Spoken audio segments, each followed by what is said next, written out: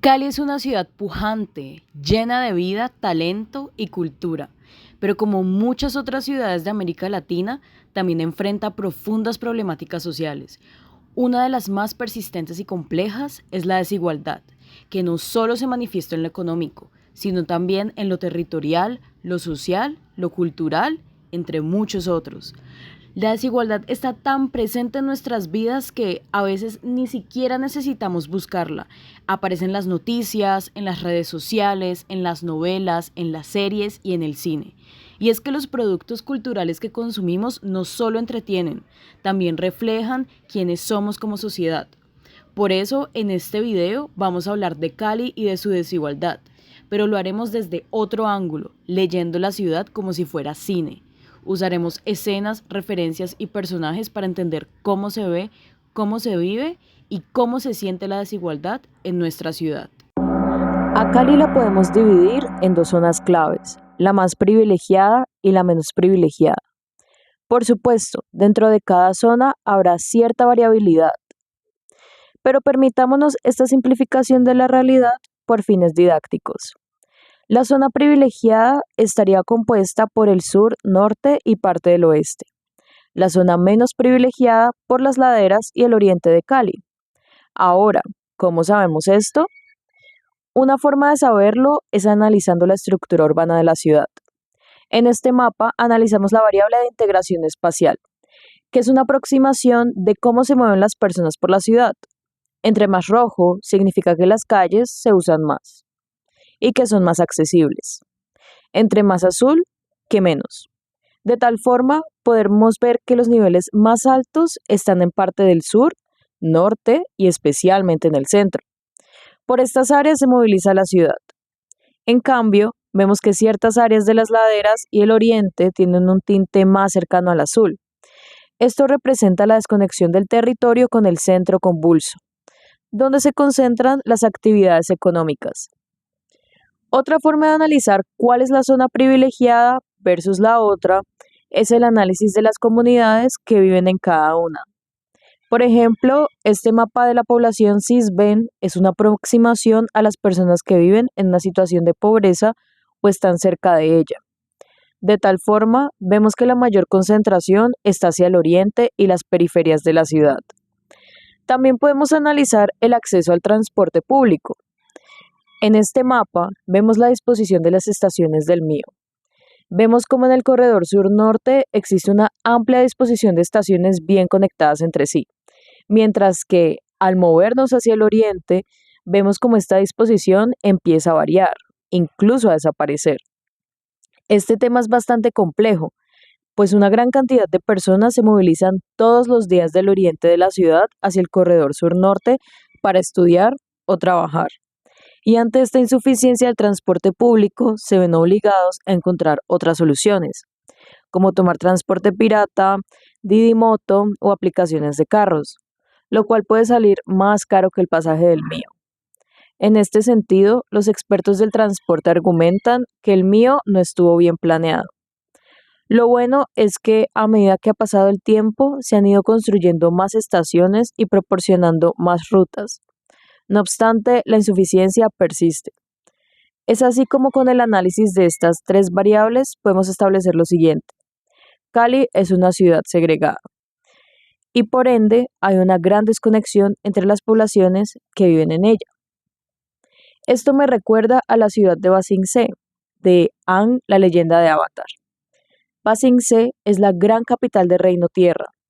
Está dividida en tres zonas separadas por muros. Sector bajo, donde viven los refugiados y trabajadores poco especializados.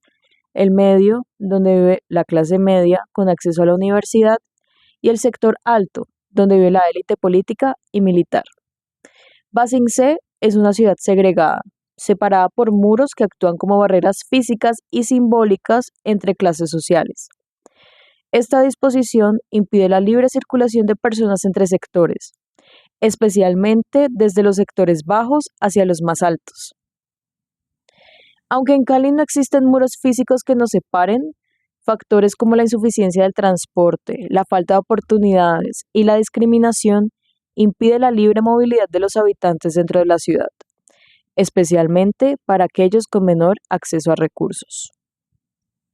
La historia de Cali se puede contar también como la historia de sus caminos. A lo largo del siglo XX, la ciudad empezó a fortalecerse en torno a un eje claro, el corredor sur-norte, una ciudad pensada, planificada, que crecía mirando hacia estos extremos como si ese fuera su único horizonte. Barrios residenciales, centros comerciales, universidades privadas. Era la Cali moderna, la que quería parecerse a una ciudad global del norte. Pero mientras el sur crecía con planos y promesas, otras zonas de la ciudad empezaban a poblarse con manos propias, sin ayuda. Las laderas, como Siloé y Terrón Colorado, crecieron con la fuerza de quienes no tenían más opción. Y luego vino el oriente de Cali, un territorio inmenso, popular, muchas veces olvidado, que se fue llenando de familias desplazadas del conflicto armado, lugares donde la ciudad existe, pero el Estado no siempre. En la leyenda de Anne, Basingse es una ciudad dividida en círculos. Mientras más lejos del centro, más dura es la vida. Y a los desplazados de la guerra los mandan al último círculo, el más pobre, el más olvidado, como si el castigo de la guerra no terminara al huir de ella. ¿Te suena conocido?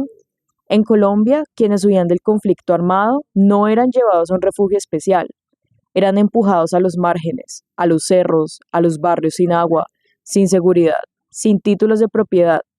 En la película La primera noche vemos una pareja desplazada que llega a Bogotá después de perderlo todo. No llegan con maletas, llegan con traumas. Y esa primera noche en la ciudad, desconocida y hostil, es también su primera noche en otra realidad, la del desarraigo, la exclusión, la invisibilidad. Lo mismo ocurrió en Cali. El conflicto armado no solo dejó víctimas, también reconfiguró las ciudades, las pobló de vidas rotas que intentaban empezar de nuevo, pero que encontraron otro tipo de violencia, la del abandono urbano. Entonces, cuando hablamos de desigualdad en Cali, no hablamos solo de cifras, hablamos de historia, de cómo una ciudad fue diseñada para unos pocos y cómo los demás tuvieron que inventársela a pulso. Como en Basingse, las murallas no siempre son de piedra, a veces son de clase, de color de piel, de historia. Y el cine, como en La primera noche, nos ayuda a ver lo que tantas veces preferimos ignorar. Si hay algo que marca la desigualdad en las ciudades es el espacio que habitamos. Y en Cali esa diferencia es tan clara como los barrios mismos. Como en Parasite, las casas de las personas con más recursos son amplias, tienen varios ambientes, cuartos con puertas, baños propios, jardines, a veces hasta un cuarto para el perro. Y sobre todo, pocas personas por metro cuadrado. En esas casas el hacinamiento ni siquiera es una posibilidad que se contemple. Pero en las casas de muchos barrios del oriente de Cali o en las laderas, como Siloé, la realidad es otra. Las casas son pequeñas, muchas veces autoconstruidas con lo que se tiene. En un solo cuarto puede dormir una familia entera. A veces el baño es compartido con varias viviendas. La ventilación es escasa y la privacidad casi inexistente. Y es que cuando una ciudad crece sin planificación para todos, cada metro cuadrado termina siendo una batalla por la dignidad. En abril de 2025, las lluvias torrenciales han inundado las calles de Cali. Aunque toda la ciudad ha sentido el golpe del agua, son los sectores más vulnerables los que, como siempre, cargan con la peor parte. En el oriente, barrios enteros han quedado bajo el agua y la amenaza del río Cauca encendió todas las alarmas. Un desbordamiento podría desatar una emergencia humanitaria para miles de personas que ya viven en condiciones difíciles. ¿Por qué ocurre esto? Porque sus casas, muchas veces levantadas con esfuerzo y urgencia, no tienen cimientos sólidos, porque las redes de servicios colapsan al primer embate, y porque el Estado, cuando aparece, lo hace cuando ya es demasiado tarde. En Parasite, la escena final nos deja una imagen demoledora. La familia pobre, cuya casa se encuentra literalmente bajo tierra, es azotada por una lluvia torrencial. El agua le inunda todo y ellos pierden lo poco que tienen. Mientras tanto, la familia rica disfruta del espectáculo desde la comodidad de su casa, sin entender la magnitud del desastre. En Cali, esa escena no es ficción. Es la vida real de muchas familias que duermen con miedo cada vez que llueve. Entonces, la arquitectura no es solo forma, es política. Nos dice quién puede vivir con comodidad y quién apenas sobrevive. Y como en Parasite, las casas en Cali nos muestran que la desigualdad no es solo de ingresos, es también de espacio, de seguridad, de tranquilidad. Porque en esta ciudad la lluvia no cae igual para todos. Podrías preguntarme, Isa, entiendo lo que dices de las desigualdades en Cali, pero mira, tengo un amigo que vive en el oriente y tiene una casa de 3 pisos, carro y una vida buenísima. Y tengo otro que vive en el sur, en un apartamento chiquito, endeudado y contando cada peso. Entonces, ¿qué tan cierto es que quien es el rico es quien vive en el sur y quien es el pobre es el que vive en el oriente? Esa es una excelente pregunta. Y aquí es cuando vemos que el tema de la desigualdad se complejiza más y nos empieza a surgir conceptos como el del capital económico, social, cultural y hasta erótico. Es cierto, Cali ha cambiado mucho. Zonas del oriente han visto un crecimiento notable. Hay más negocios, más construcciones, más vida económica. Los centros comerciales, por ejemplo, ya no son exclusivos del corredor sur-norte. Y eso habla de algo positivo, que el desarrollo empieza a llegar a lugares históricamente olvidados. Pero también nos muestra que la desigualdad no es solo una cuestión de tener o no tener dinero. Aquí es donde entran algunas teorías sociológicas que nos proponen ideas muy interesantes. No solo existe el capital económico, también están los demás capitales que les acabo de mencionar, el capital cultural, social, entre otros. El capital cultural es eso que no se mide en pesos, pero que te ubica en una escala social. Cómo hablas, cómo te vistes, qué libros lees, qué música escuchas, qué haces los fines de semana, vas a teatro, a una discoteca, qué tipo, ¿prefieres a Goya o prefieres a Bad Bunny? El capital social es con quién te relacionas, a qué redes tienes acceso. ¿Puedes pedirle un favor a alguien de la alcaldía? ¿Te invitan a espacios de decisión o de influencia? Y el capital erótico, bueno, ese también cuenta. Y está ligado al famoso pretty privilege que está tan de moda últimamente en redes sociales. Por eso existen frases como el dinero no compra la clase o aunque la mona se vista de seda, mona se queda. Porque incluso con dinero, muchas personas siguen excluidas de ciertos círculos sociales. Y esa exclusión es otra forma de desigualdad. Más sutil, puede ser, pero igual de poderosa. Un ejemplo perfecto es la telenovela Teresa. Ella era hermosa, brillante, la mejor estudiante, pero venía de un origen humilde. Y aunque entró al círculo de la élite, nunca fue completamente aceptada. Algunos dicen que fue por su actitud, por querer negar su condición y aspirar a algo que no era. Pero seamos honestos, aunque hubiera sido un pan de Dios, igual la iban a mirar por encima del hombro. Ahora te preguntarás, ¿cómo se traduce eso en Cali? Una de las formas más claras en las que se expresó esta división que hemos venido hablando fue durante el estallido social de 2021. Todo comenzó con una marcha contra la reforma tributaria del gobierno de ese entonces. Veníamos saliendo de una pandemia brutal, con una economía golpeada y mucha gente sin empleo y sin ingresos. La reforma fue rechazada por casi todos los sectores. Parecía que, por un momento, la ciudad entera se había unido. Pero conforme pasaban los días, esa unidad se fue resquebrajando. La protesta evolucionó. Ya no era solo contra una reforma, era una protesta contra todo un sistema, una rebelión contra el statu quo que llevaba años generando desigualdad, exclusión e injusticia.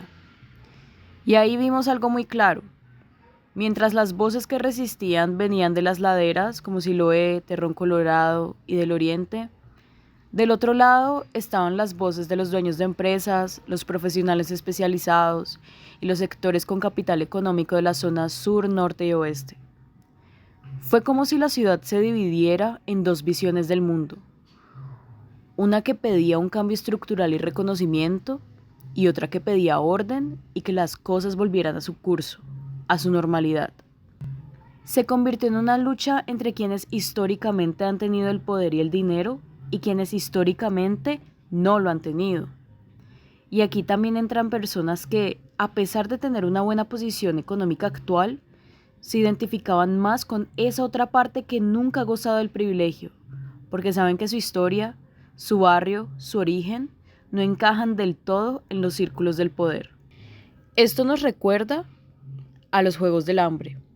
En esa historia, el Capitolio es el símbolo del poder, el lujo y el control. Y los distritos, especialmente los más alejados, son explotados y silenciados.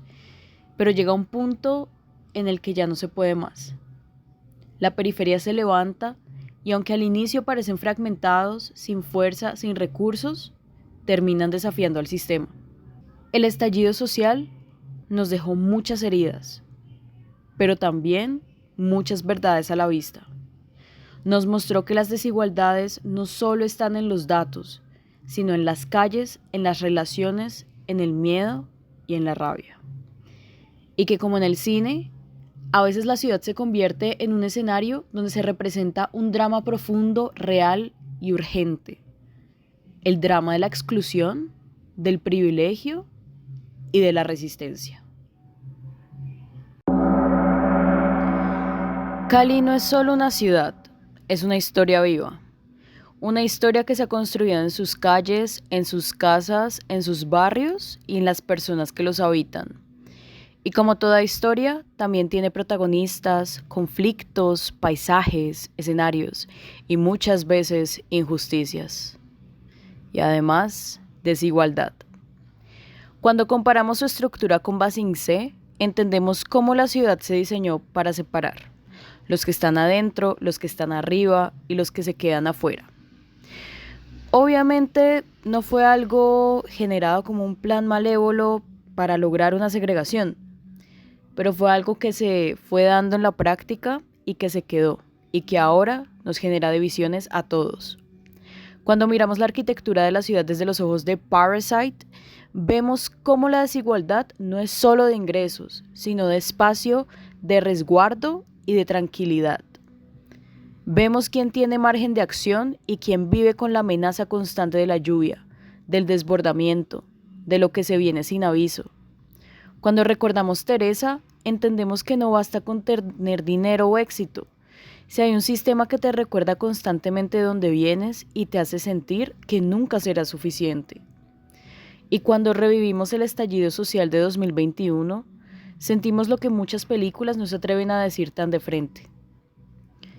Que hay momentos donde todo explota, que como en los Juegos del Hambre, las periferias tienen voz y memoria y están dispuestas a reclamar su lugar en la historia.